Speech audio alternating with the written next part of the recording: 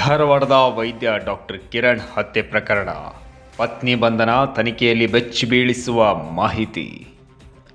ನಗರದ ಬಾರಾಕೋಟೆ ಪ್ರದೇಶದ ರಂಕಾ ಸ್ಟೆಲ್ಲೋ ಅಪಾರ್ಟ್ಮೆಂಟ್ನಲ್ಲಿ ನಡೆದ ಅರವಳಿಕೆ ತಜ್ಞ ವೈದ್ಯ ಡಾಕ್ಟರ್ ಕಿರಣ್ ಹೊನ್ನವರ್ ಹತ್ಯೆ ಪ್ರಕರಣಕ್ಕೆ ಮಹತ್ವದ ತಿರುವು ಸಿಕ್ಕಿದೆ.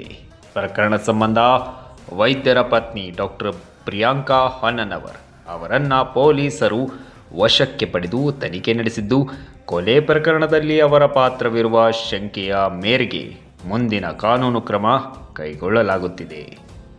ಪ್ರಾಥಮಿಕ ತನಿಖೆಯ ಪ್ರಕಾರ ಕೌಟುಂಬಿಕ ಕಲಹ ಮತ್ತು ವೈದ್ಯಕೀಯ ಭಿನ್ನಾಭಿಪ್ರಾಯಗಳ ಹಿನ್ನೆಲೆಯಲ್ಲಿ ಈ ಘಟನೆ ನಡೆದಿರುವ ಶಂಕೆ ವ್ಯಕ್ತವಾಗಿದೆ. ಇದೇ ಘಟನೆಯಲ್ಲಿ ದಂಪತಿಯ 10 ವರ್ಷದ ಪುತ್ರನ ಮೇಲೂ ಚಾಕು ದಾಳಿ ನಡೆದಿದ್ದು, ಗಾಯಗೊಂಡ ಬಾಲಕ ಆಸ್ಪತ್ರೆಯಲ್ಲಿ ಚಿಕಿತ್ಸೆ ಪಡೆಯುತ್ತಿದ್ದಾನೆ. ಘಟನೆ ನಡೆದ ಸ್ಥಳಕ್ಕೆ ಭೇಟಿ ನೀಡಿದ ಹುಬ್ಬಳ್ಳಿ ಧಾರವಾಡ ನಗರ ಪೊಲೀಸ್ ಆಯುಕ್ತ ಎನ್ ಶಶಿಕುಮಾರ್ ಅವರು ಗಾಯಗೊಂಡ ಬಾಲಕನನ್ನು ತಕ್ಷಣ ಆಸ್ಪತ್ರೆಗೆ ರವಾನಿಸುವ ವ್ಯವಸ್ಥೆ ಮಾಡಿದ್ದಾರೆ. ಬಾಲಕನಿಗೆ ಸಕಾಲದಲ್ಲಿ ಚಿಕಿತ್ಸೆ ದೊರಕುವಂತೆ ಕ್ರಮ ಕೈಗೊಳ್ಳಲಾಗಿದೆ.